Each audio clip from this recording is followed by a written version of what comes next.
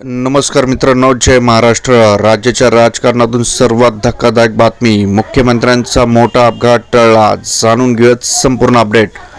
मध्य प्रदेशचे मुख्यमंत्री डॉक्टर मोहन यादव शनिवारी खंडवा जिल्ह्याच्या दौऱ्यावर असताना त्यांचे हेलिकॉप्टर हवेतच असंतुलित झाल्याची घटना घडलेली आहे। पंधना येथे राज्यस्तरीय लाडली बहीण योजना कार्यक्रम आटोपल्यानंतर मुख्यमंत्री भोपाळकडे रवाना होत असताना हेलिकॉप्टर हवेतच सेकंदासाठी असंतुलित झाल्याचं दृश्य दिसले। या घटनेमुळे उपस्थितांची काही काळ श्वास रोखला होता, कारण तुम्हाला माहिती आहे, नुकतेच महाराष्ट्रामध्ये देखील हेलिकॉप्टर अपघातामध्ये उपमुख्यमंत्री अजित पवार यांचा जीव गेलेला आहे। त्यामुळे आता हेलिकॉप्टर उडाल्यानंतर मुख्यमंत्री जे होते मध्य प्रदेशचे, त्यांचा जीव देखील वाचलेला आहे।